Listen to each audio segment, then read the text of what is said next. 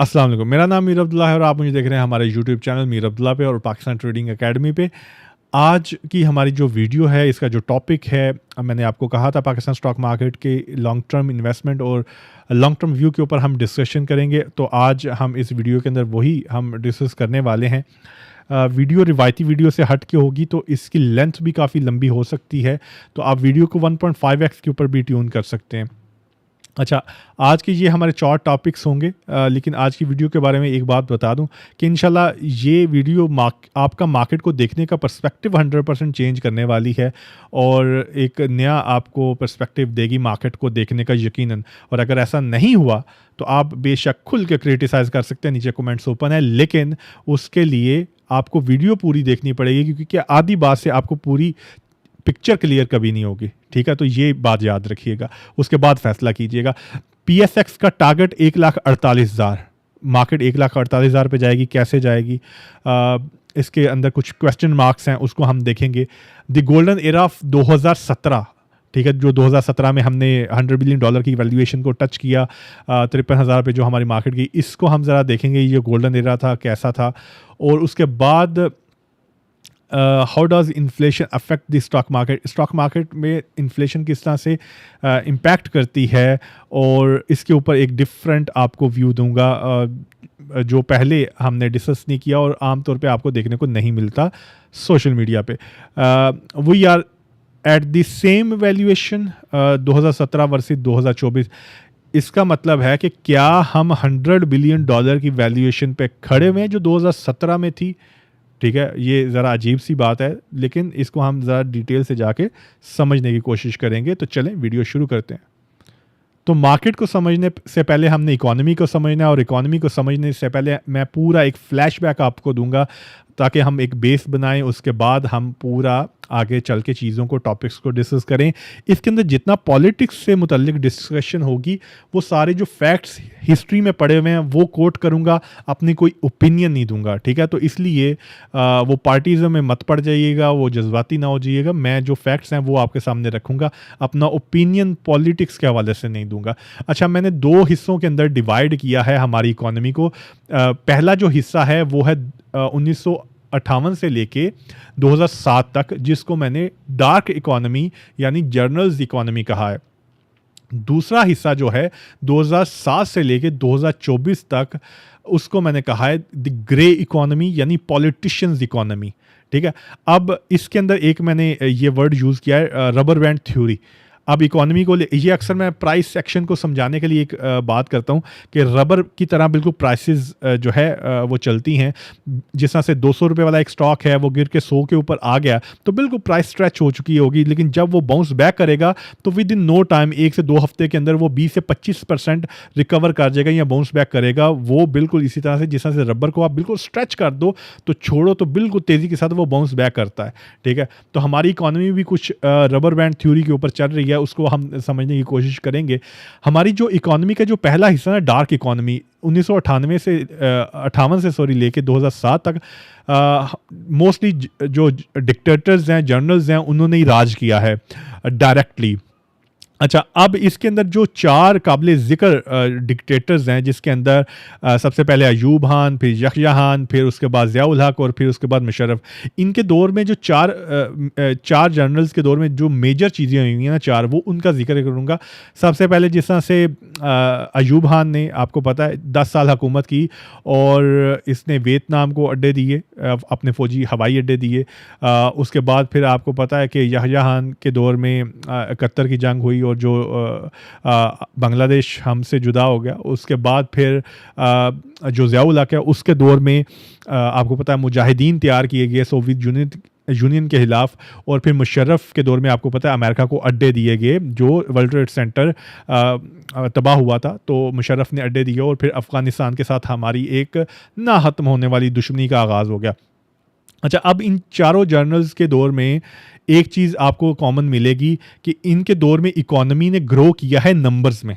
ठीक है, नंबर्स में आपका एक्सचेंज रेट स्टेबल आपको नज़र आएगा, इंटरेस्ट रेट स्टेबल नज़र आएगा, आपके जो कर्जे हैं वो सबसे कम रफ्तार से ग्रो हुए हैं जर्नल्स के दौर में। ठीक है। अब इसके पीछे सबसे बड़ी बुनियादी वजह क्या थी कि जर्नल्स के दौर में हमें अच्छी खासी मोटी रकम मिलिट्री एड की मद में अमेरिका से मिलती थी, डॉलर्स मिलते थे। अब यहाँ पे आपको ये पता होना चाहिए कि हमारी जो इकोनॉमी है वो इंपोर्ट बेस्ड इकोनॉमी है, हमारी इकोनॉमी डॉलर बेस्ड इकोनॉमी है। डॉलर बढ़ेगा इकोनॉमी गिरेगी, डॉलर घटेगा या स्टेबल रहेगा या हमारे पास डॉलर ज़्यादा होंगे, हमारी इकोनॉमी फ्लरिश करेगी, हमारी स्टॉक मार्केट फ्लरिश करेगी। ठीक है, तो अब ये जो जर्नल्स थे, अब जिस तरह से मैंने आपको बताया कि ज़ियाउल हक के दौर में जिस तरह से मुजाहिदीन तैयार किए गए, वियतनाम को अड्डे दिए गए, अमेरिका को अड्डे दिए गए, तो अच्छे खासे मोटे डॉलर्स मिलते रहे, तो वो इनफ्लो आउटफ्लो यानी डिमांड एंड सप्लाई जो डॉलर का मैनेज होता रहा। तो कर्जे भी इन्होंने लिए लेकिन इतनी हैवी मतलब क्वांटिटी में नहीं लिए जितने पॉलिटिशियंस ने लिए। तो हमें देखने में नज़र आता है कि जर्नल्स के दौर में सारा कुछ अच्छा रहा, नंबर्स में इंटरेस्ट रेट, एक्सचेंज रेट और हमारे जो फॉरेन डेट हैं। ठीक है, क्योंकि वहाँ पे ये डॉलर मैनेज होता रहा। अब उसके अंदर सबसे बड़ी जो ख़राबी हुई ना, जिसकी वजह से आज हमारा मुल्क सफ़र कर रहा है, कि उस टाइम पे हमारे मुल्क के अंदर इंडस्ट्रियलाइजेशन नहीं की गई। ठीक है, जबकि इंडिया में 1990 में इंडस्ट्रियलाइजेशन का नरसिम्हा राव ने आगाज़ किया, जिसका फल आज इंडिया बैठ के खा रहा है। और हम क्या कर रहे थे, हम हर चीज़ इंपोर्ट कर रहे थे, हमने यहाँ पे इंडस्ट्री नहीं लगाई। हमारे पास गिनी चुनी एक दो इंडस्ट्रीज़ हैं जिसके अंदर हमारे पास टेक्सटाइल है, एक बिल्कुल मरी हुई टेक्सटाइल है अभी जिस तरह की उसकी हालत है, या फिर कह सकते हैं सीमेंट इंडस्ट्री है, कुछ हद तक आप लेदर इंडस्ट्री कह सकते हैं, ये एग्रीकल्चर जो इंडस्ट्री है। तो ये कुछ हद तक चीज़ें हैं। बाकी अगर ओवरऑल देखें, और इनमें भी आप चीज़ें मोस्टली इंपोर्ट ही कर रहे होते हो, जिसकी वजह से जब आपका डॉलर महंगा हो जाता है, करेंसी डिवैल्यू होती है, तो ऑटोमेटिकली इन्फ्लेशन होने लग पड़ती है हमारे मुल्क के अंदर। तो सारा जो हमारा ब्लड है ना इकोनॉमी के अंदर, वो डॉलर्स की सूरत में रन हो रहा होता है। जैसे ही ब्लड कम होगा, इकोनॉमी बिल्कुल आपकी क्रैश कर जाती है। अच्छा, उसके बाद 2007 आया। 2007 के बाद आपने देखा अभी तक सो कॉल्ड जमहूरियत चल रही है मुल्क के अंदर, डेमोक्रेसी चल रही है। तो आपने देखा 2007 में जरदारी की गवर्नमेंट आई और इनके दौर में सबसे पहले जो कर्जे लिए गए, तो उस टाइम पे कहा जाता था कि जरदारी ने मुल्क के ऊपर बहुत ज़्यादा कर्जे चढ़ा दिए, मुल्क को खा गया, ये वो उस तरह के उस टाइम पे बातें की जाती थी। ठीक है, उसके बाद मियाँ साहब आए, मियाँ साहब ने कर्जे लेने के नए रिकॉर्ड बना दिए, इकोनॉमी ने फ्लरिश किया और खूब दबा के डॉलर्स यहाँ पे आए भी और इकोनॉमी ने भी ग्रो किया। उसके बाद इमरान खान की गवर्नमेंट आई, इमरान खान ने उससे भी ज़्यादा दबा के कर्जे लिए और हमारी इकोनॉमी की हालत ख़राब होना शुरू हो गई थी 2017 के एंड से। उसके बाद फिर PDM-1 आई, और ज़्यादा कर्जे लिए और ज़्यादा इकोनॉमी की हालत ख़राब हुई। वही रबर बैंड थ्योरी के चीज़ें, हालात बदतर से बदतर होते चले गए। अगर आप इमरान खान के दौर को या मियाँ साहब के दौर को कंपेयर अगर आप करेंगे जरदारी के दौर के साथ, तो आपको नंबर्स बहुत अच्छे नज़र आएंगे। इवन कि आज का अगर आप दौर देखें, उसका कंपैरिजन अगर हम जरदारी वाले दौर के साथ करेंगे, तो आपको नंबर्स बहुत अच्छे नज़र आएंगे। एक्सचेंज रेट आपका बहुत नीचे था, मतलब बहुत स्टेबल था, और आपका इंटरेस्ट रेट अच्छा था, आपके जो फॉरेन डेट है वो काफ़ी ज़्यादा नीचे थे। तो नंबर्स देखने में उस हवाले से आपको काफ़ी अच्छे नज़र आएंगे, लेकिन एक्चुअली में ऐसा नहीं है। जो अब यहाँ पे जो मेन पॉइंट है ना इस पूरी डिस्कशन का, वो ये है कि यहाँ पे हमें वो हराम के जो डॉलर्स मिलते रहे, हमारी इकोनॉमी मैनेज होती रही, क्योंकि हमने इंडस्ट्रियलाइजेशन नहीं की, हर चीज़ इंपोर्ट की, तो डॉलर्स की वजह से मैनेज होती रही। लेकिन जब पॉलिटिशियंस ने टेक ओवर किया, तो उस टाइम पे हमारे पास जो फॉरेन एड है वो आना बंद होगी। 2010 के बाद तो बिल्कुल बंद हो गई। तो उसमें क्या हुआ कि पॉलिटिशियंस, जो हमारा मुल्क जिन अय्याशियों पे पलने का वो आदी हो चुका हुआ था, तो उसके लिए हमें बहुत ज़्यादा डॉलर्स चाहिए थे। तो अब क्या किया, पॉलिटिशियंस ने डॉलर लेना शुरू कर दिए, कर्जे की मद में कर्जे लेना शुरू कर दिए। तो अब कर्जे लेते थे, मुल्क को चलाते थे, और कर्जा लेते थे और मुल्क को ग्रो करने की कोशिश करते थे, लेकिन कर्जे बढ़ते चले गए। ठीक है, अब इसकी आपको जो है मैं आपको प्रैक्टिकल एग्जाम्पल यहाँ पे देता हूँ।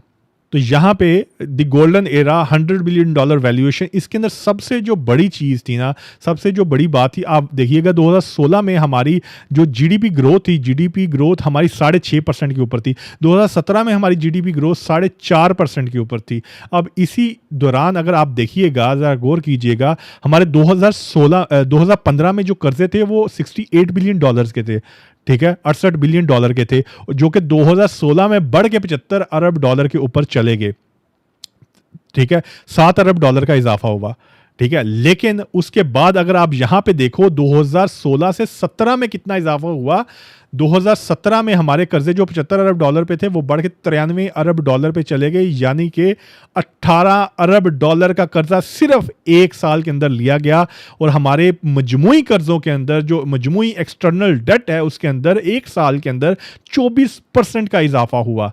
और ये जो आप इतने हैवी कर्जे लिए गए 2016-17 के अंदर, उसका फिर आप जो रिजल्ट देखते हो वो रिजल्ट आपको कहां पे नजर आता है। आपका जो डॉलर है 2016 में 17 में आपने देखा 4 साढ़े 4 साल 105 के ऊपर रहा।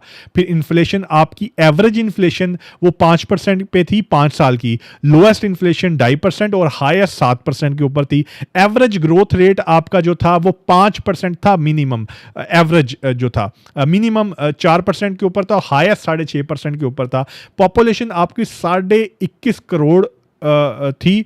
और जो बिलो पॉवर्टी लाइन जो लोग थे, जो सतह गुर्बत से नीचे थे, जो उस टाइम के मिनिमम वेजेस थे जो 15,000 थे शायद, तो वो 5.5 करोड़ ऐसे लोग थे जो 15,000 भी नहीं कमा पा रहे थे। ठीक है, अगर डॉलर टर्म्स में देखें तो 85% लोग सतह गुर्बत से नीचे थे। डॉलर टर्म्स में अगर मतलब देखा जाए तो 5 से 6 डॉलर जो एक दिन का नहीं कमा रहा वो सतह गुर्बत से नीचे है। ये 2016 की बात बता रहा हूं। ठीक है, अब यहां पे एक और पॉइंट कोट करने लगा हूं और ये भी ऑफिशियल स्टेटमेंट है, आप जाके चेक कर लीजिएगा, अपने से कोई चीज नहीं बता रहा, फैक्ट्स बता रहा हूं। मिफ्ता इस्माइल ने कहा जब जो वो नून लीग का हिस्सा थे कि हमने डॉलर को कंट्रोल करने के लिए 4 साल के अंदर 4.5 साल के अंदर 24 अरब डॉलर मार्केट में फेंके, फॉरेक्स मार्केट में फेंके, जिसकी वजह से डॉलर स्टेबल रहा। पर मंथ 500 मिलियन डॉलर हमने मार्केट के अंदर फेंके, जिसकी वजह से डॉलर की डिमांड एंड सप्लाई मैनेज रही और डॉलर आपका 105 के ऊपर स्टेबल रहा। फिर उसके बाद आपको पता है 2017 में IMF ने डिमांड करना शुरू कर दिया, कर्जा आपने बहुत ज्यादा ले लिया है, तो अपना एक्सचेंज रेट को जो है ना फेयर वैल्यू के ऊपर लेके आओ, मार्केट वैल्यू के ऊपर लेके आओ, इसको कंट्रोल नहीं करो। उसके बाद फिर 2017 का एंड जब गवर्नमेंट का एंड हो रहा था तो उस वक्त तेजी के साथ 105 से बढ़ के 125-27 रुपए के ऊपर हमारा एक्सचेंज रेट चला गया। और उसके बाद इमरान खान के दौर में क्या हुआ वो आपके सामने आपको याद है। आज अगर हम उस एरा के साथ कंपैरिजन करें तो आज हम कहां पे खड़े हुए हैं। ठीक है, आज हमारा एक्सचेंज रेट 280 के ऊपर है, एवरेज ईयरली इन्फ्लेशन 24% के ऊपर है, हमारा ग्रोथ रेट 2.5% के ऊपर है और हमारी पॉपुलेशन जो है 24.5 करोड़ है। 2.5% की ग्रोथ हमारी हो रही है ईयरली, ठीक है, पॉपुलेशन की। उसके बाद जो सतह गुर्बत से नीचे लोग हैं, ये सबसे इंपॉर्टेंट है, 10.5 करोड़ से ज्यादा लोग हैं जो सतह गुर्बत से नीचे हैं, जो 35,000 मिनिमम वेजेस है वो भी नहीं कमा पा रहे। ठीक है, उसके बाद इंपॉर्टेंट यहां पे नोट मैंने एक लिखा हुआ है, यहां पे आप देखें कि 2016 में 25% लोग थे जो सतह गुर्बत से नीचे थे, पूरी आबादी का 25%। आज पूरी आबादी का 40% ऐसे लोग हैं जो सतह गुर्बत से नीचे हैं और उन 40% में से 70% ऐसे लोग हैं जो एक दिन का खाना भी अफोर्ड नहीं कर सकते। उसके बाद 2016 से 2024 के दौरान 82% पॉवर्टी के अंदर इजाफा हुआ, गुर्बत के अंदर इजाफा हुआ। अब यहां पे उस पॉइंट को याद करें कि ये हमारी इकोनॉमी बिल्कुल स्ट्रेच होती जा रही है रबर बैंड की तरह। ठीक है, उसके बाद फिर आप देखें 2016 से 2024 के दरमियान हमारी जो पॉपुलेशन है तकरीबन 14% का उसके अंदर इजाफा हो चुका है अभी तक। ठीक है, उसके बाद 64% हमारी जो पॉपुलेशन है वो नौजवानों के ऊपर मुश्तमिल है जिनकी एज 30 से 35 साल के बीच में है। ठीक है, उसके बाद फिर 26 मिलियन यानी 2 करोड़ 60 लाख ऐसे बच्चे हैं जो स्कूलों से बाहर हैं और 2.5 करोड़ यानी 2 करोड़ 40 लाख के करीब ऐसे नौजवान हैं जिनके पास नौकरी नहीं है। ये आज का डेटा है, तो ये कंपैरिजन है आज की दुनिया का 2016 के साथ। 2016 में हमारी इकोनॉमी, ये मैं सिर्फ 2016 की बात नहीं कर रहा, 2008 हो, 2016 हो, 2018 हो जो इमरान खान की गवर्नमेंट थी, या 2022 हो पीडीएम का, ये सारी की सारी आपकी इकोनॉमी जो इजाशियां हुई हैं वो सारी आपकी कर्जे के पैसे के ऊपर हुई हैं जो आप यहां पे देख रहे हो। अब देखो जो 2016 में आपको कर्जे मिलते थे, खुले कर्जे मिलते थे, 20 अरब डॉलर ले लो, 15 अरब डॉलर ले लो, इंपोर्ट फुल दबा के हो रही थी, प्रोडक्शन यहाँ पे हर चीज़ की हो रही थी और डॉलर क्योंकि कंट्रोल था तो आपकी electricity prices, energy prices, gas prices, inflation वगैरह ये कंट्रोल में थी, तो आपका जीडीपी दबा के जो है ग्रो कर रहा था और हम ग्रोथ हमें देखने को नजर आ रही थी जैसा से आप यहाँ पे देख रहे हो। वीडियो कंटिन्यू करने से पहले आपको यहाँ पे मैं बता दूं, पाकिस्तान ट्रेडिंग एकेडमी का batch number 14 professional live stock market training का आगाज़ हो चुका है। रिट्रेशंस का आगाज़ हो चुका है 100% मनी बैक गारंटी के साथ। इसके अंदर जो 4 चीज़ें हम जिसके ऊपर फोकस करते हैं, mastering market psychology, advance technical analysis with 4 की levels, market momentum mastery, in depth fundamental analysis, all in one, ये हमारी प्रोफेशनल ट्रेनिंग है। और इसके अंदर जो न्यू एडिशन है हमारा, जिसके अंदर इसी ट्रेनिंग के अंदर जो ऐड हुआ है, the body language of charts, a crystal clear strategy for stock picking. अगर आप प्रोफेशनली स्टॉक मार्केट को सीखना चाहते हैं, सारी डिटेल्स इसी वीडियो की डिस्क्रिप्शन में लिंक दिया गया है, उसको आप जाके देख सकते हो और प्रोफेशनली स्टॉक मार्केट को सीख सकते हो। तो यहाँ पे हमने ये सारी डिस्कशन की कि 2016 और आज के अंदर क्या फ़र्क है। उस टाइम पे कर्जा किस तरह से हमें मिल रहा था और हम दबा के इंपोर्ट कर रहे थे और इकोनॉमी ग्रो कर रही थी। आज हमें, क्योंकि पहले इतने ज़्यादा कर्जे हो चुके हैं, वो वापस करने हैं, उसके लिए IMF हमें सारा डिक्टेट कर रहा है। तो जाहिर सी बात है, 1-1 अरब डॉलर के लिए हम तरसे हुए हैं, ठीक है।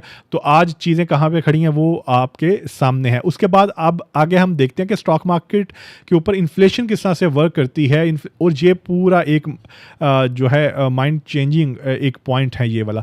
अच्छा, अब जिस तरह से यहाँ पे मैंने एक एग्जांपल दी हुई है, एक ब्रेड सेलिंग कंपनी है, लेट्स सपोज उस टाइम पे 2016 में हमारा एक्सचेंज रेट 105 रुपये के ऊपर था। ये ब्रेड बनाने वाली जो कंपनी है, ये सारी अपनी प्रोडक्ट इंपोर्ट कर रही है, ठीक है। 105 रुपये के ऊपर उस वक्त एक्सचेंज रेट था हमारा। ब्रेड की कीमत जो थी वो 100 रुपये थी, ठीक है। और उस वक्त इस ब्रेड बनाने वाली कंपनी की जो शेयर प्राइस थी स्टॉक मार्केट में, वो लेट्स सपोज 50 रुपये थी।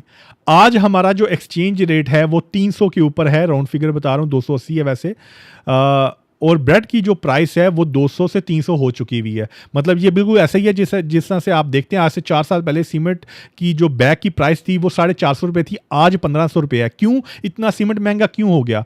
क्योंकि इन्फ्लेशन हुई, एनर्जी प्राइसेस बढ़ी, गैस प्राइसेस बढ़ी, ठीक है। इंपोर्ट जो रॉ मटेरियल है वो महंगा हो गया, आपका रुपया इतना ज़्यादा गिर गया। तो जिसकी वजह से कंपनी अपने मार्जिन सेव करने के लिए, अपने आप को सर्वाइव करने के लिए, वो सारा जो इम्पैक्ट है कंज्यूमर के ऊपर पसंद कर देती है।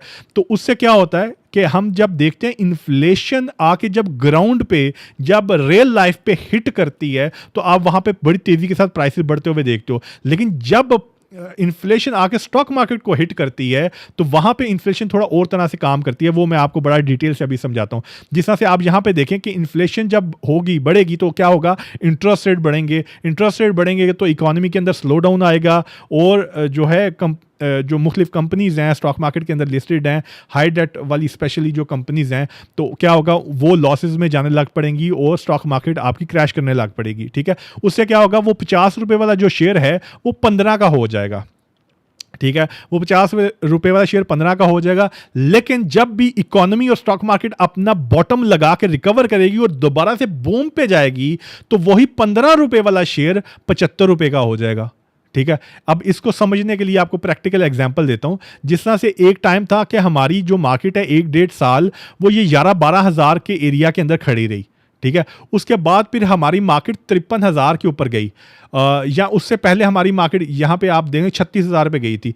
तो अब जब हमारी मार्केट वहाँ से क्रैश हुई 36,000 से, क्या वापस वो 11-12 हज़ार पे आ गई? नहीं, हमारी मार्केट वहाँ से 30,000 पे आई। या हमारी मार्केट जब 53,000 पे गई थी, वहां से जब क्रैश हुई, तो क्या हमारी मार्केट वापस 11-12 हज़ार पे आ गई? नहीं, हमारी मार्केट वहां से क्रैश होकर 30,000 पे आई थी, ठीक है। और अब जब दोबारा हमारी मार्केट चली है तो वो 80,000 पे चली गया। अब एक टाइम था कि हमारी मार्केट 40,000 के आसपास खड़ी रहती थी।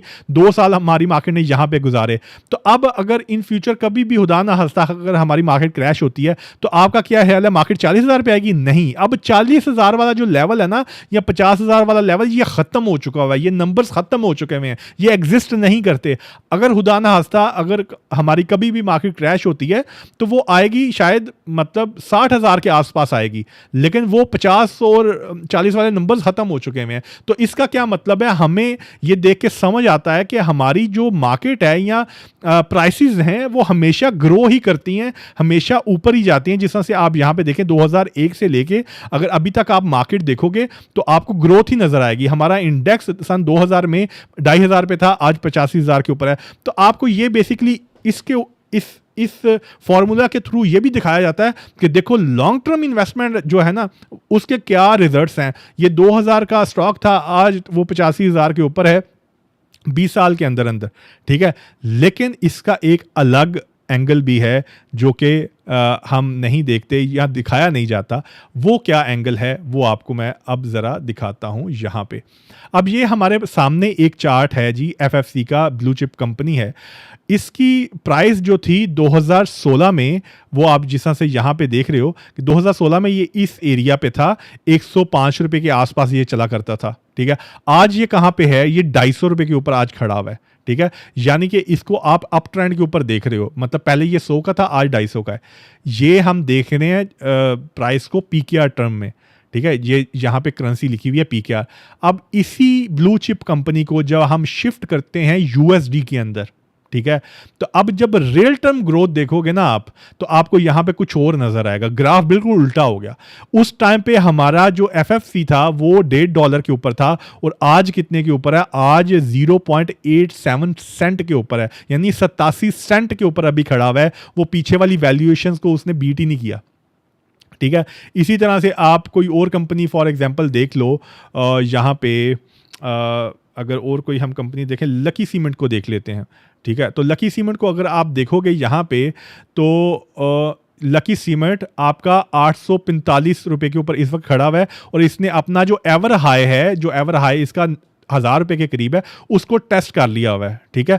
यहाँ पे देखो, ये 2017 में इसका एरिया था 1000 रुपए, अभी भी 1000 रुपए के करीब करीब इसने टेस्ट किया। ये पीकेआर के अंदर हम देख रहे हैं। लेकिन आप जब रियल उसको टर्म में देखोगे, यूएसडी में, जब जिस तरह से दुनिया नंबर्स को देखती है, तो अब यहाँ पे रियल पिक्चर आपको देखने को नजर आती है कि 2017 में हमारा जो लकी सीमेंट था वो $9.5 के ऊपर था, आज कितने के ऊपर है, आज $3 के ऊपर है, ठीक है। तो हालात बदल गए, जज्बात बदल गए, ये वो सीन है। अब यहां पे एक और चीज देखें, KSE 100 को आप जब देखते हैं तो आप किस तरह से देखते हैं, आप जिस तरह से मैंने आपको दिखाया कि KSE 100 आपको नजर आएगा, अगर आप जूम आउट करके इसको देखोगे तो ये नीचे से ग्रो ही कर रहा है ऊपर की तरफ, ठीक है। लेकिन आज 85,000 के ऊपर। लेकिन जब आप इसको यूएसडी टर्म्स में देखोगे तो आपको ये कुछ इस तरह से नजर आएगा। ये हमारा जो चार्ट है ये 500 रुपए के ऊपर था, इंडेक्स जो हमारा है $500 के ऊपर था, सॉरी, आज ये $300 के ऊपर है, ठीक है। लेकिन अगर आप सिर्फ इंडेक्स को देखोगे तो इंडेक्स आपका 85,000 के ऊपर खड़ा हुआ है, ठीक है। तो इसलिए हमेशा कहता हूं कि नंबर्स जो हैं वो जो सामने नजर आ रहे हैं उनकी वैल्यू नहीं है, नंबर्स के पीछे जो वैल्यू ट्रेड कर रही है, वैल्यू जो मूव हो रही है, उसकी असल में जो है अहमियत है। अब इसी चार्ट की जगह ये मैं 2-4 चार्ट्स आपको दिखाए हैं। अब ये जितने भी चार्ट्स उठा के देख लें, अच्छी से अच्छी कंपनी उठा के देख लें, तो आप देखेंगे रियल टर्म में उसने लॉस ही दिखाया है आपको अभी तक, मतलब वो अपने प्रीवियस वैल्यूएशंस को भी उसने रिकवर नहीं किया डॉलर टर्म्स में। अब यहाँ पे कोई और कंपनी लगाते हैं, इंडिया की कोई कंपनी लगाते हैं, जिस तरह से यहाँ पे अगर हम देखें TCS को हम लगाते हैं, इंडिया का ये स्टॉक है TCS। तो अगर हम इसको देखेंगे तो ये अगर हम इंडियन रुपीस में देखें तो ये ग्रो ही कर रहा है, जिस तरह से आपको ये पूरा ग्राफ ऊपर की तरफ नजर आ रहा है। लेकिन अगर इसको हम यूएसडी में देखेंगे तो ये यूएसडी में भी ग्रो ही कर रहा है। ये रियल इकोनॉमी है जो ग्रो हो रही है, ठीक है। मतलब इस तरह से होती हैं इकोनॉमीज जो डॉलर टर्म्स में और लोकल जो उनकी करेंसी है दोनों में वो ग्रो कर रही हैं। इसी तरह से अगर इंडिया का हम निफ्टी का जो इनका इंडेक्स है उसको अगर हम देखें तो आपने हमारी जो मार्केट है KSE 100 उसको भी आपने देखा, ठीक है। वो रियल टर्म में कहाँ पे खड़ी हुई है और इंडेक्स कहाँ पे खड़ा हुआ है। अब इंडिया की जो इस वक्त निफ्टी है वो खड़ी हुई है 25,000 का इंडेक्स है उनका, ठीक है। ये इंडियन रुपीस के अंदर आपको दिखा रहा हूँ। लेकिन जब आप उसको आके यूएसडी के अंदर देखते हो तब भी वो अपने टॉप पे ही खड़ी है, ठीक है। दोनों सूरतों में आपको चार्ट ऊपर ही नजर आएगा। लेकिन जब आप आके दोबारा से KSE 100 को देखोगे तो KSE 100 पहले आपको नजर आएगा बिल्कुल इस तरह से ऊपर जाता हुआ ग्राफ, ठीक है। लेकिन जब उसको आप यूएसडी के अंदर कन्वर्ट करोगे तो आपको हमारी मार्केट की असली हकीकत नजर आएगी, हमारी इकोनॉमी असली जो है वो एक्सपोज होती हुई नजर आएगी, ठीक है। अब इसके अंदर लोग कहेंगे तो इसका मतलब हमारी मार्केट तो बहुत ज़्यादा अभी चीप है, प्रीवियस वैल्यूएशन के हिसाब से हाँ भाई चीप है, लेकिन ये याद रखिएगा जिस तरह से हमारी मार्केट की अभी जो प्राइस टू अर्निंग रेशियो है वो 4.5 के आसपास है। तो प्राइस टू अर्निंग रेशियो का कम होना, इसके दो मतलब होते हैं। एक मतलब होता है कि मार्केट चीप है और दूसरा मतलब ये होता है कि कोई इंटरेस्टेड भी नहीं है। ठीक है, जिस तरह के हमारे हालात पीछे गुजरे हैं, जब हमारी जहाँ पे पॉलिटिकल इंस्टेबिलिटी और ये सारी चीज़ें चलती रही हैं, तो हमारी मार्केट ने काफ़ी देर परफॉर्म नहीं किया, और जब हमारी मार्केट को मौका मिला, स्टाफ लेवल एग्रीमेंट हुआ, स्टेबिलिटी आई, न्यू गवर्नमेंट आई, तो वो सारा जो पीछे इन्फ्लेशन का इम्पैक्ट आना था ना, जिस तरह से अब आपको यहाँ पे आके समझाता हूँ हमारी मार्केट के बारे में।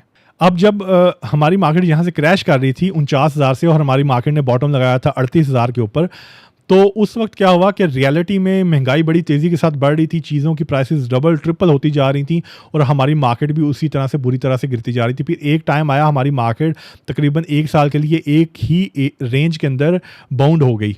ठीक है, और फिर क्या हुआ, स्टॉक की प्राइसेस गिरती चली गई, specially cement, steel, auto, IT, refineries वगैरह की प्राइसेस गिरती चली गई। हमारी उस टाइम पे बहुत ज़्यादा इंस्टेबिलिटी थी मुल्क के अंदर, पॉलिटिकल इंस्टेबिलिटी थी, और हमारी इकोनॉमी भी जिस तरह से आपको पता है वो डिफ़ॉल्ट वगैरह का सीन जो चल रहा था।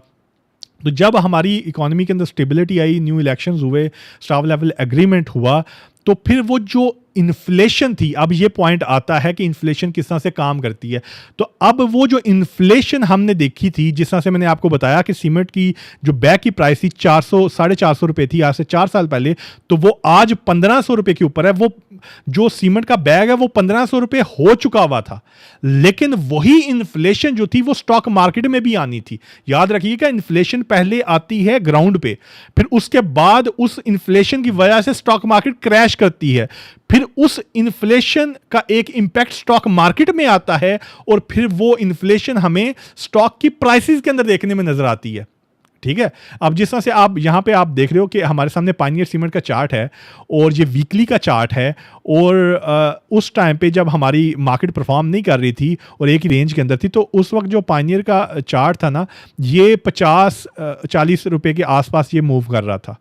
ठीक है, और जैसे ही हमारी मार्केट और हमारी जो इकोनॉमी है, हमारी जो पॉलिटिक्स है, जो पॉलिटिकल स्टेबिलिटी है, उसमें हमें ब्रेक थ्रू नज़र आया, तो हमारी मार्केट के अंदर वो जो इन्फ्लेशनरी इम्पैक्ट है ना, वो हमारी स्टॉक मार्केट के अंदर और मोस्टली प्राइसेस के अंदर देखने को नजर आया। जैसा से मैंने आपको एग्जांपल दी कि 400 वाला सीमेंट 1500 रुपए का हो गया, तो वो फिर हमें यहाँ पे इन्फ्लेशन देखने को नजर आई। लेकिन अगर आप यहाँ पे आप देखो तो एक चीज आपको देखने को नजर आएगी, ये पीकेआर के अंदर हम चार्ट को देख रहे हैं, 2017 में इसका हाई क्या था पायनियर का, 160 रुपए था।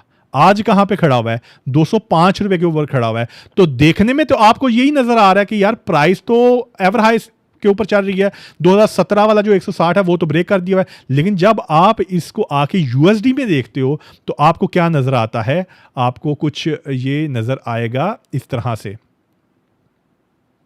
ठीक है, यूएसडी में जब आप पायनियर को देखोगे तो 2017 में उसका हाई था $1.80, आज वो 66 सेंट के ऊपर खड़ा हुआ है।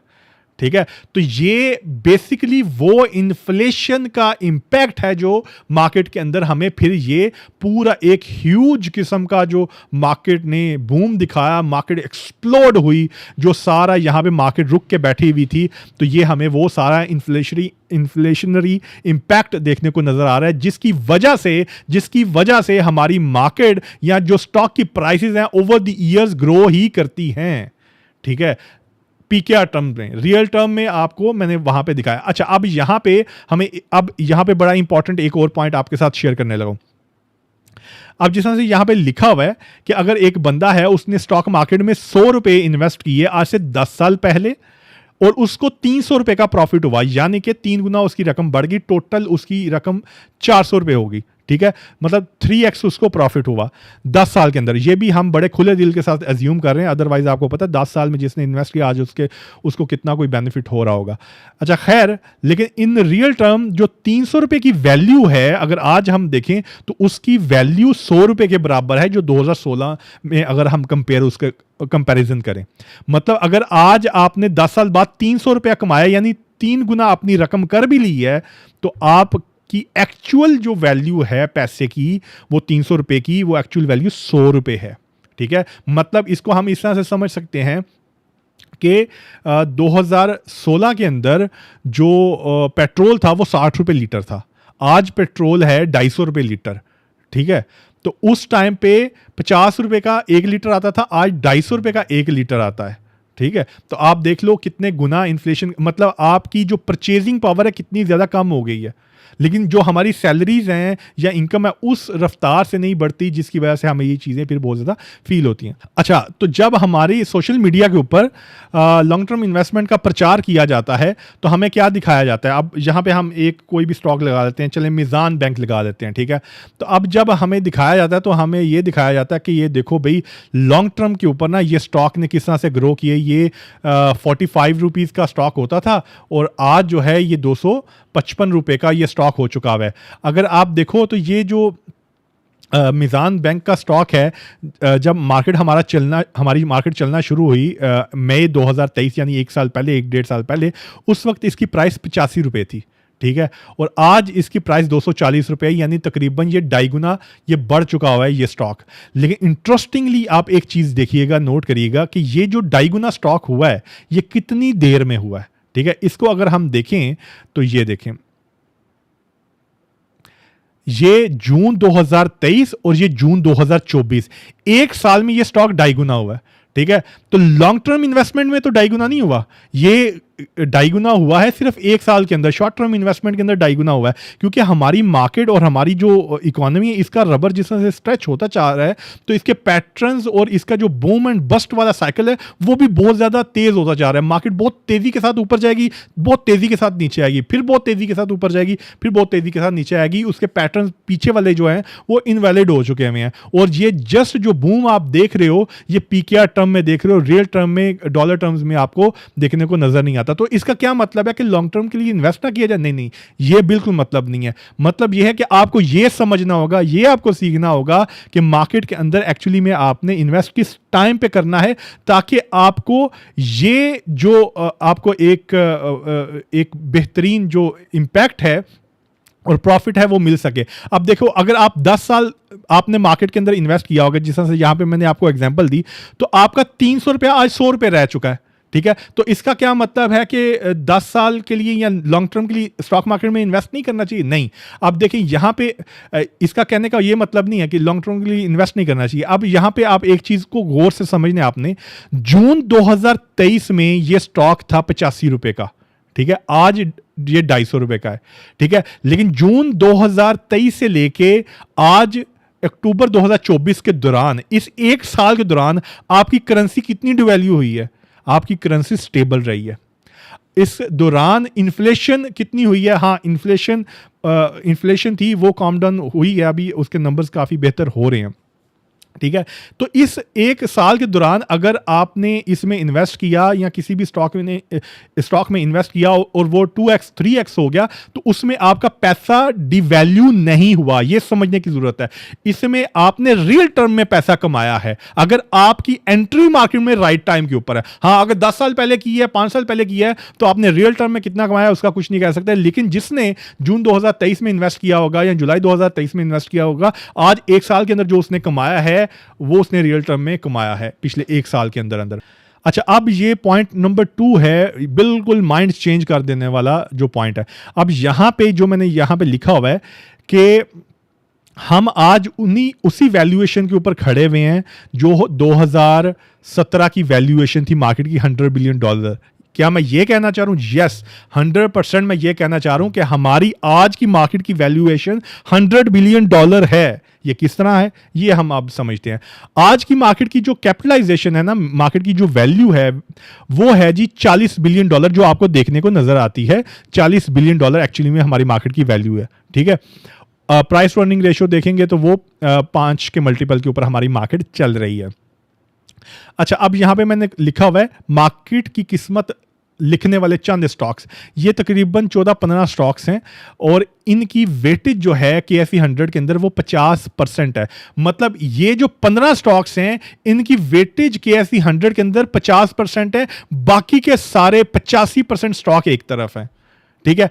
अब यहां पे एक मैंने रेफरेंस दिया हुआ है, ये जुलाई 2023 की बात है, एक साल पहले, एक डेढ़ साल पहले, ये 16 जुलाई 2023 में ये एक मैंने वीडियो बनाई थी जिसके अंदर मैंने कहा था कि मार्केट का कैप डबल होने जा रहा है।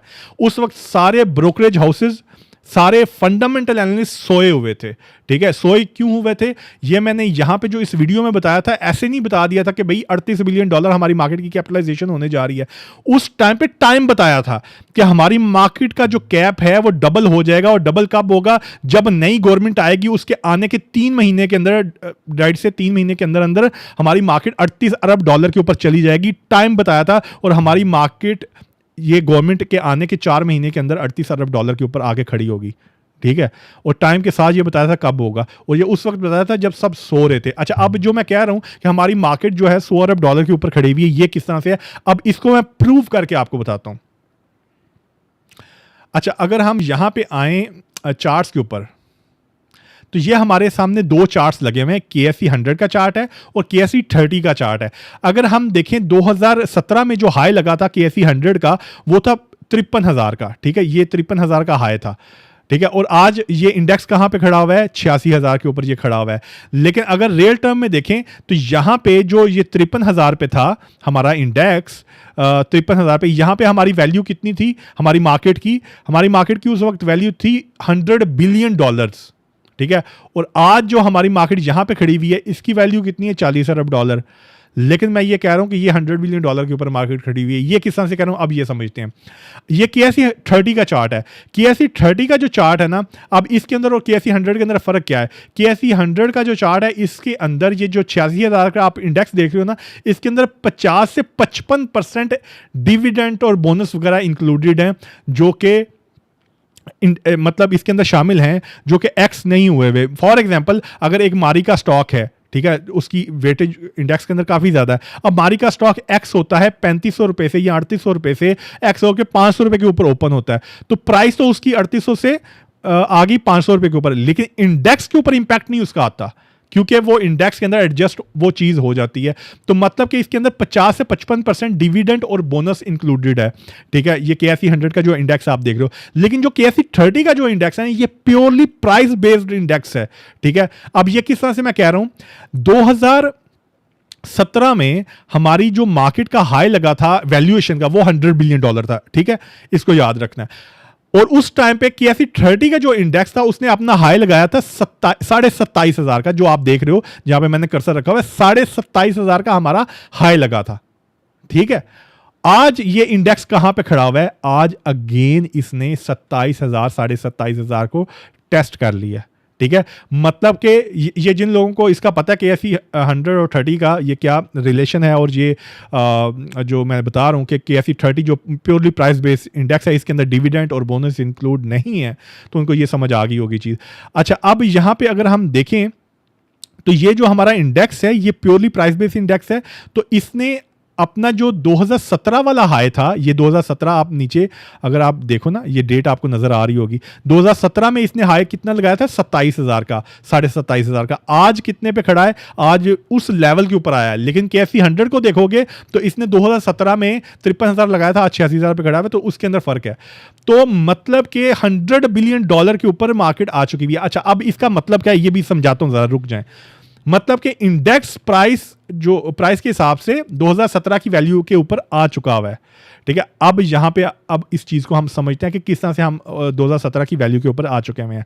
अब जिस तरह से आपको यहां पे मैंने समझाया है कि हमारी जो एक्सचेंज रेट है वो 100 रुपए से गिर के वो 300 रुपए के ऊपर आ चुका हुआ है। यानी कि उस टाइम पे जो हमारा जो 100 रुपया था 2016 में, वो उसकी आज वैल्यू जो है गिर के 100 रुपए की वैल्यू 33 रुपए रह चुकी हुई है। यानी कि तीसरा हिस्सा उसकी वैल्यू रह चुकी हुई है। ठीक है, तो अब अगर हम देखें ये जो 100 बिलियन डॉलर की कैपिटलाइजेशन है ना मार्केट की, अगर हम 2017 वाली जो मार्केट देखें, इस ये 100 बिलियन डॉलर से कम होके जो आई हमारी, इसका बॉटम जो लगा है 20 बिलियन डॉलर के ऊपर लगा है। हमारी मार्केट जून 2023 को 20 बिलियन डॉलर का उसने लो टेस्ट किया था। ये आप देख रहे हैं, यहां पे लिखा हुआ है 24 मई 2023 को 20 बिलियन डॉलर का लो टेस्ट हुआ है, 20 बिलियन डॉलर की कैपिटलाइजेशन। अब ये जो 20 बिलियन डॉलर से हमारी मार्केट चल के 40 बिलियन डॉलर पे आई है, ये परफॉर्मेंस की वजह से आई है, स्टॉक की प्राइसेस ऊपर आने की वजह से आई है, ठीक है। लेकिन ये याद रखिएगा, अब ये एक पॉइंट है। अब दूसरा पॉइंट इंपॉर्टेंट ये है कि हमारी मार्केट जो 100 बिलियन डॉलर की कैपिटलाइजेशन से गिर के 20 बिलियन डॉलर की कैपिटलाइजेशन पे गई, यानी 80 अरब डॉलर की कैपिटलाइजेशन की कमी हुई, उसके अंदर हमारी जो मार्केट है 60 अरब डॉलर जो हमारी मार्केट के अंदर कैपिटलाइजेशन में कमी हुई है ना, वो कमी हुई है रुपी डिवैल्यूएशन की वजह से। अब ये पॉइंट को गौर से सुनिएगा, दोबारा रिपीट करता हूं, मतलब 100 अरब डॉलर से 100 अरब डॉलर में जो हमारी वैल्यू कम होके 20 अरब डॉलर पे आई, उसमें से 60 अरब डॉलर जो थे वो डिवैल्यूएशन की वजह से हमारी वैल्यूएशन नीचे गई, ठीक है। जो हमारा रुपया 100 रुपए से गिर के 300 पे आया, उस वजह से 60 अरब डॉलर की हमारी वैल्यू कम हो गई, ठीक है। और फिर हमारी ये जो बाकी की मार्केट है, जो बाकी 40 बिलियन की जो मार्केट रह जाती है, वो 40 बिलियन से गिर के जो 20 बिलियन पे गई, वो हमारी एक्चुअली में जो हमारी मार्केट क्रैश हुई, प्राइसेस नीचे गई, अर्निंग्स वगैरह, इकोनॉमी श्रिंक हुई, वो एक्चुअली में रियल टर्म में हमारी जो मार्केट गिरी है ना, जो प्राइसेस गिरी हैं, वो 20 बिलियन डॉलर की प्राइसेस और वैल्यूएशंस गिरी है। बाकी की 60 बिलियन डॉलर की जो वैल्यूएशन गिरी है, वो करेंसी डिवैल्यूएशन की वजह से गिरी है। अब ये बताने आपने मजा आया कि नहीं आया ठीक है। तो अब ये जो इंडेक्स है, ये इंडेक्स KSE 30 का, ये हमें ये बता रहा है कि हम उन्हीं वैल्यूएशन के ऊपर वापस आ चुके हुए हैं। अगर बीच में से, ये अब इन्वर्टेड कॉमर्स में बोल रहा हूं, कि हम उसी 100 बिलियन डॉलर की कैपिटलाइजेशन पे आ चुके हुए हैं, अगर इसमें हम जो करेंसी डिवैल्यूएशन है उसका इंपैक्ट निकाल दें, जो हमारी करेंसी 100 रुपए से गिर के 300 पे आई, अगर उसको निकाल दें तो हम 100 बिलियन के ऊपर खड़े हैं। यानी कि आज हमारी करेंसी 300 रुपए से रिकवर करके 100 रुपए के ऊपर चल जाए, ऑटोमेटिकली हम 100 बिलियन डॉलर के ऊपर आ जाएंगे। लेकिन ऐसा होगा नहीं। लेकिन हिस्टोरिकली हम देखते हैं कि हमारा जो रुपया है वो गिरता ही है, वो कभी रिकवर नहीं होता। मतलब एक टाइम पे 50 का था, फिर 100 पे आया, फिर 150, फिर 200, फिर अभी 300, तो हमने कभी इसको रिकवर होते हुए नहीं देखा, ठीक है। तो अब यहां पे अगला जो पॉइंट समझने वाला है, उसको गौर से समझना है कि हमारी जो मार्केट की कैपिटलाइजेशन थी 20 अरब डॉलर की, जो 2023 में हमने देखी, वो 20 अरब से जो बढ़ के अभी हम देख रहे हैं 40 अरब डॉलर, ये सारी जो वैल्यू के अंदर इजाफा हुआ है, ये एक्चुअली में इजाफा हुआ है, ये प्राइसेस और परफॉर्मेंस की बेस में मार्केट ने वैल्यू में इजाफा किया है, जो हम यहां पे पूरी मार्केट को अपसाइड पे जाते हुए देख रहे हैं। अच्छा, अब हम ये सोच रहे हैं, आप में से काफ़ी लोग ये सोच रहे होंगे कि यार ये मतलब मुख्तलिफ जो स्टॉक्स हैं, GHNI है या गैल है या और सर्ल है या और 20 स्टॉक्स ऐसे होंगे, वो तो 2017 वाली लेवल के ऊपर गए ही नहीं है। तो फिर हमारी मार्केट की जो वैल्यू है 40 अरब डॉलर के ऊपर आ गई है, और अगर इसके अंदर हम डिवैल्यूएशन को निकाल दें तो 100 अरब डॉलर के ऊपर आ गई। ये कैसे पॉसिबल हुआ? हम 40 बिलियन डॉलर के ऊपर कैसे आ गए? ठीक है, अब यहां पे आते हैं हम अगले पॉइंट के ऊपर, मार्केट की किस्मत लिखने वाले चंद स्टॉक्स। अब ये आपके सामने जो स्टॉक्स लिखे हुए ना, इनकी वेटेज जो है ना वो 50% की है इन 15 स्टॉक्स की। अब यहां पे आते हैं एक टर्निंग पॉइंट के ऊपर। अब यहां पे वो जो 15 स्टॉक्स आपको बताए ना, वो सारे आपके सामने यहां पे लगाए हुए हैं, ठीक है। अब सबसे पहले नंबर पे हम देखते हैं हबको को। हबको की 2017 में जो प्राइस थी, हाईएस्ट एवर प्राइस थी, वो 145 थी। इस दफा उसने हाईएस्ट टेस्ट किया 170 का। FFC या फौजी फर्टिलाइजर, उस टाइम पे उसने हाईएस्ट टेस्ट किया था 150 का, आज 250 का टेस्ट कर लिया हुआ है। उसके बाद UBL जो था वो 250 का था, आज 300 का है। मिजान जो था वो 80 रुपए का था, आज 250 रुपए का है। उसके बाद आप यहां पे ईफर्ट को देखें, उस टाइम पे 2016 में वो 100 रुपए का था, आज 200 रुपए का है। अब इसके पीछे की जो कहानी है, इसके पीछे का जो फैक्ट है, वो भी अभी आपको बताता हूं, प्राइसेस को देख लें। अच्छा, उस टाइम पे मारी जो था वो 1800 रुपए का था, अभी उसने 3700 रुपए का हाई टेस्ट किया है। उसके बाद हम यहां पे देखें, MCB को देखें, 2017 में उसका जो हाई था वो 260 रुपए का था, अभी भी वो 260 के ऊपर है और अप ट्रेंड के ऊपर है और यकीनन इसको तोड़ जाएगा। एंग्रो को अगर हम देखें तो एंग्रो 2017 में 450 रुपए के ऊपर था, अभी भी उसने 450 रुपए का हाई टेस्ट किया, सेम मतलब लेवल्स को उसने टच कर लिया। ओजीडीसी को अगर हम देखें तो ओजीडीसी 180 रुपए का था, आज 180 रुपए के करीब आ चुका हुआ है। पोल को देखें 700 रुपए का था, आज 700 रुपए के ऊपर आ चुका हुआ है। उसके बाद बैंक अल हबीब को देखें, वो 60 रुपए का था, आज वो 120 रुपए का उसने हाई टेस्ट कर लिया हुआ है।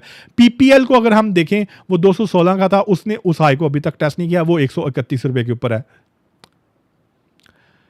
उसके बाद यहां पे HBL को देखें तो HBL का जो हाई था वो 290 रुपए था, अभी HBL जो है वो 150 के ऊपर है। इसके अंदर फंडामेंटल इशू आए थे, आपको पता है, इसकी ब्रांच वगैरह भी अमेरिका के अंदर जो क्लोज होगी तो इसको काफ़ी लॉस वगैरह हुआ था। सिस्टम्स को अगर हम देखें वो 107 रुपए के ऊपर था, उसके बाद उसने अपना जो हाई लगाया 2022 में 800 रुपये, और आज भी वो 500 रुपये के ऊपर चाह रहा है, यानी 4x हो चुका है।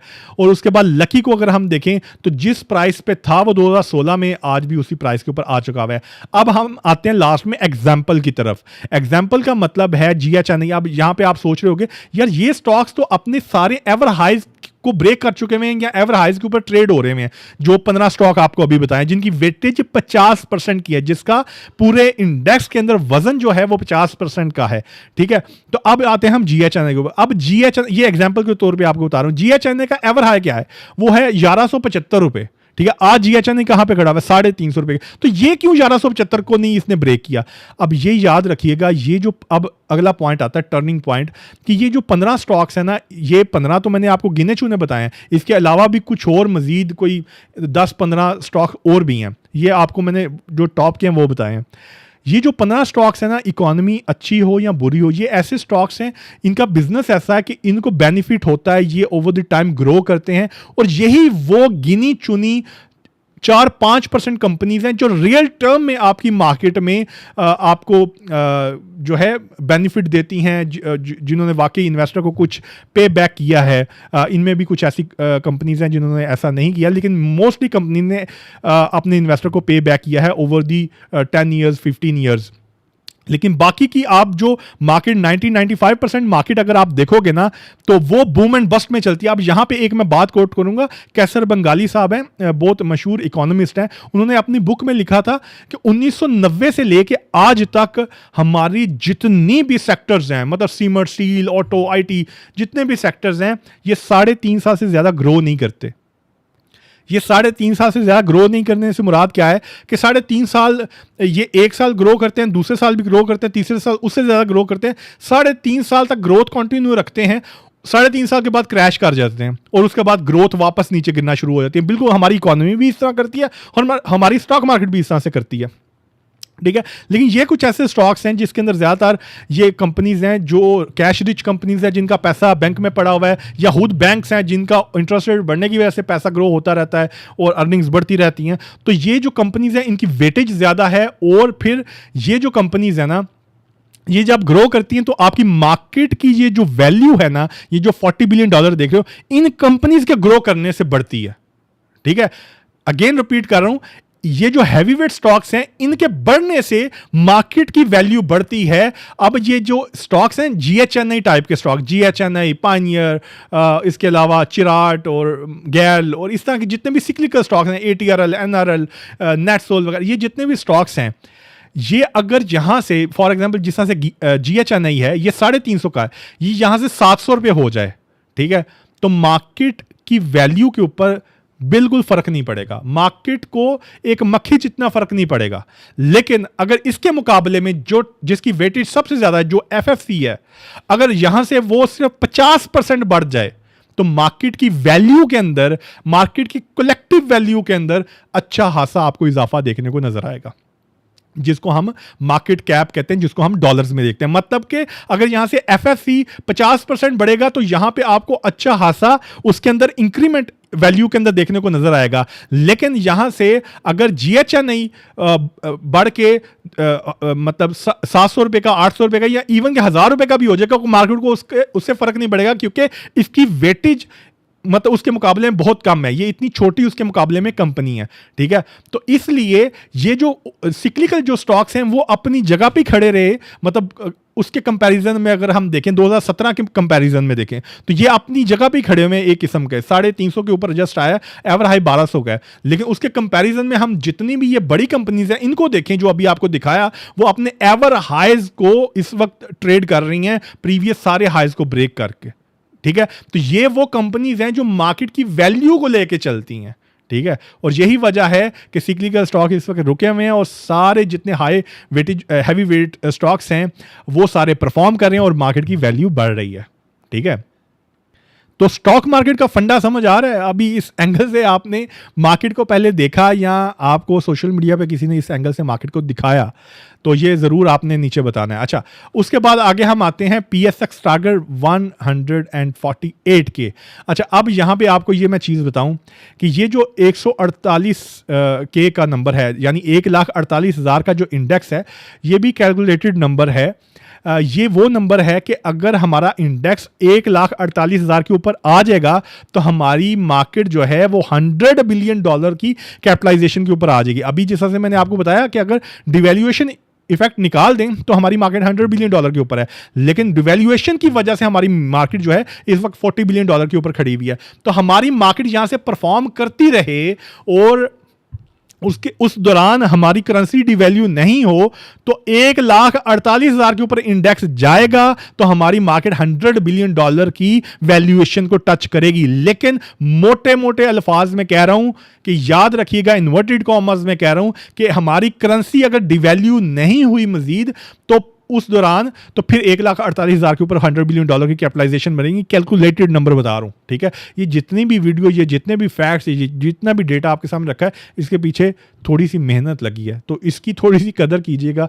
नीचे कमेंट जरूर कीजिएगा, शेयर जरूर कीजिएगा। अभी ये सारा मैं लास्ट पॉइंट आपको एक्सप्लेन करता हूं। अच्छा, फ्यू क्वेश्चन मार्क्स ये आप देख रहे हैं, तो एक चीज आपने याद रखनी है कि अब ट्रैक किस तरह से करना है इसको।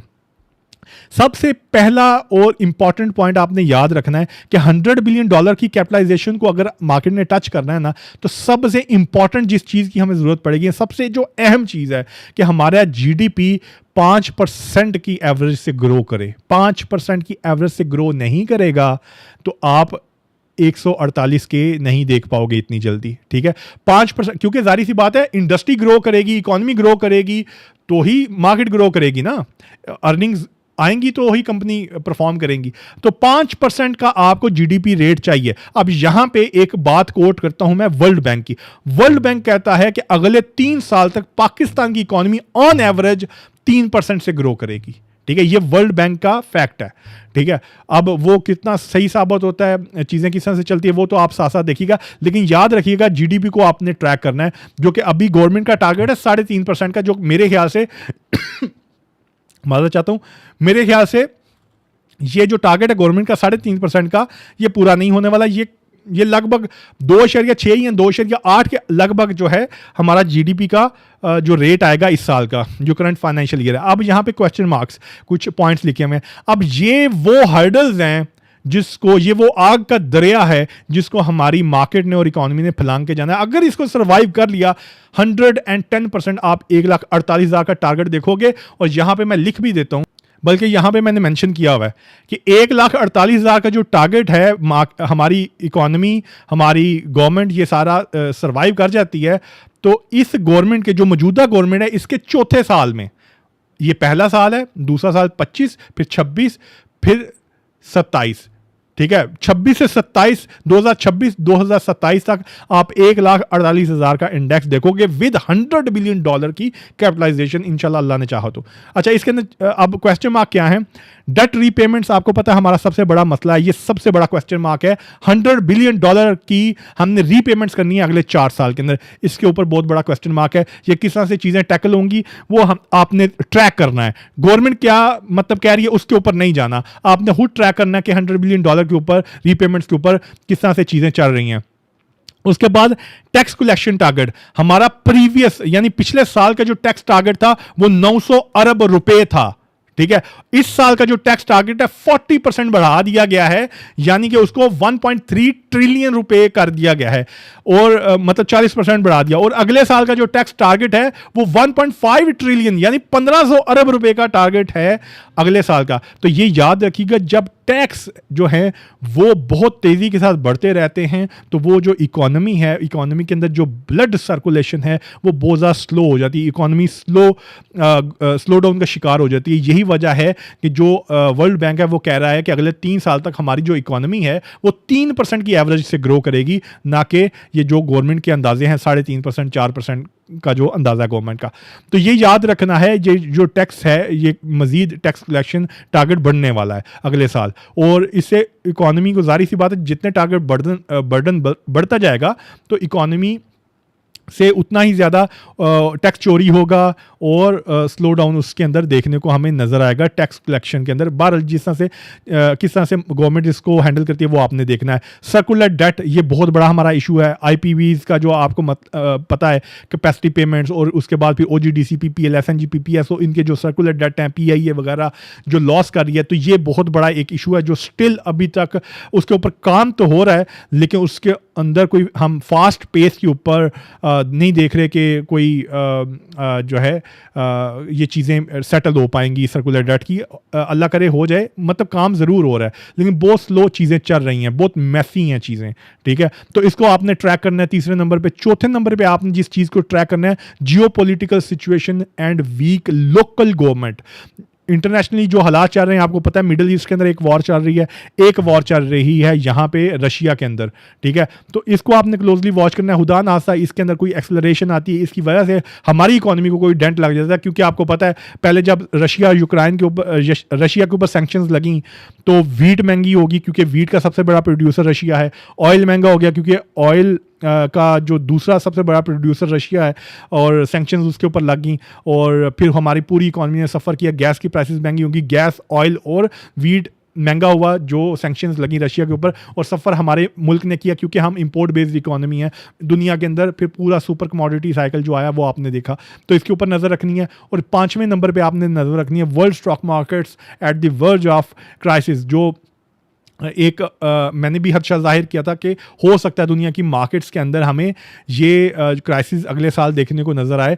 तो अगर ये सारा जो 5 पॉइंट्स हैं, अगर ये इन 5 पॉइंट्स को बस आपने ट्रैक करना है, आपको समझ आ जाएगी हम किस तरफ जा रहे हैं। अगर इस आग के दरिया को हमने अबूर कर लिया, चौथे साल में याद रखिएगा 1,48,000 के ऊपर हम खड़े होंगे विद 100 बिलियन डॉलर की कैपिटलाइजेशन, जो कि यहाँ पे मैंने मेंशन किया हुआ है, ठीक है। ये सारी चीज़ें, सारे फैक्ट, सारा डेटा आपके सामने मैंने रखा, टारगेट आपको बता दिया, वैल्यूएशंस कहाँ से बढ़ेंगी वो भी मैंने आपको बता दिया। इसके अंदर बहुत सारी और भी चीज़ें हैं, बहुत सारी और भी डिटेल्स हैं। अगर आप स्टॉक मार्केट को प्रोफेशनली सीखना चाहते हो तो हमारी नेक्स्ट जो बैच है उसकी रजिस्ट्रेशन का आगाज़ हो चुका हुआ है विद 100% बैक गारंटी। जिस तरह से आज आपने मार्केट को देखा है, समझा है, ये आपने ज़रूर बताना है, क्योंकि इसके ऊपर जो मेहनत है उसका आपने जस्ट इतना सा फीडबैक देना कि नीचे कमेंट्स में ज़रूर बताना है और वीडियो को शेयर ज़रूर करना है, ठीक है। और सारी चीज़ें डिटेल के साथ आपके साथ मैंने शेयर कर दी हैं। अपनी कीमती राय से ज़रूर आपने आगाह करना है। आप सबका बहुत शुक्रिया। अल्लाह हाफिज़।